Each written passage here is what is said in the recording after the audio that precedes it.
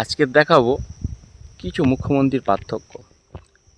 আমাদের দেশ তখনই উন্নত হবে যখনই প্রত্যেক রাজ্যের মুখ্যমন্ত্রী আমাদের বিজয় থালাপতির মতো মানুষকে বেছে নেবে। কারণ একটা জিনিস লক্ষ্য করে দেখুন, বিজয় থালাপতি মুখ্যমন্ত্রী হওয়ার পরে যে একটা বাচ্চা মেয়ের ধর্ষণ হলো, তো ঠিক 24 ঘন্টার মধ্যে তাদেরকে বের করে ফাঁসির অর্ডার দিয়ে দিল। আর যেই সব আইপিএসরা নির্লজ্জর মতো হাসাহাসি করছিল, অষ্টহাসি হাসছিল, তাদেরকেও সাসপেন্ড করে দিল। তো এরকম মানুষ না হলে আর এরকম মুখ্যমন্ত্রী না হলে দেশের উন্নত কিছুই হবে না। আর আমাদের রাজ্যে দেখতে তো পাচ্ছ, বলার কিছু নেই। এর আগে কত ধর্ষণ হলো তার এখনও বিচার পাওয়া গেল না। এমনকি আমাদের অভয়া যে ধর্ষণ হলো, পুরো দেশ উত্তাল হয়েছিল, কিন্তু তার দোষীকে এখনও খুঁজে পাওয়া যায়নি বা কোনো শাস্তিও দেওয়া হয়নি। তার জন্য অভয়ের মা ভোটেও দাঁড়ালো, এমএলএও হলো, তাও চুপ।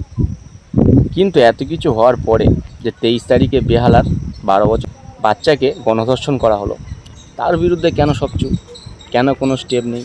কেন কেউ আওয়াজ তুলছে না? তো এটাই হচ্ছে আসল পার্থক্য মুখ্যমন্ত্রী থালাপতি বিজয়ের আর আমাদের পশ্চিমবাংলার। কারণ তারা কোনো অন্যায় করলে সঙ্গে সঙ্গে অন্যায়ের বিরুদ্ধে অ্যাকশান নিচ্ছে, আর আমাদের অ্যাকশন তো দূরের কথা, কি করছে দেখুন।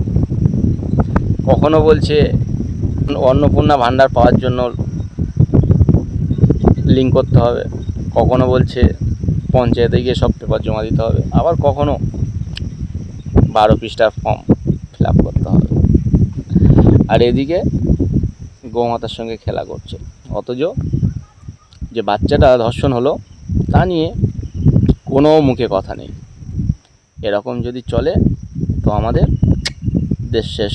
শুধু দেশভক্তি মুখে বললে হয় না, মনে থাকে, ওটা মন থেকে বোঝাতে হয়। আর সেটা বিজয় থালাপতি করে বোঝাচ্ছে এবং মানুষকে চোখে আঙুল দিয়ে দেখিয়েও দিচ্ছে। তো এখনও সময় আছে, এখনও জাগুন আর বিজয় থালাপতির মতো মানুষকে মুখ্যমন্ত্রী হিসেবে বাছুন, তাহলে দেশ উন্নত হবে। আর একটা কথা সবসময় মাথায় রাখবে, টাকার জন্য বিছানা পাল্টানো নারী আর পদের জন্য পার্টি বদলানো নেতা কখনো কারোর ভালো করে না বা ভালোর জন্য আসে না।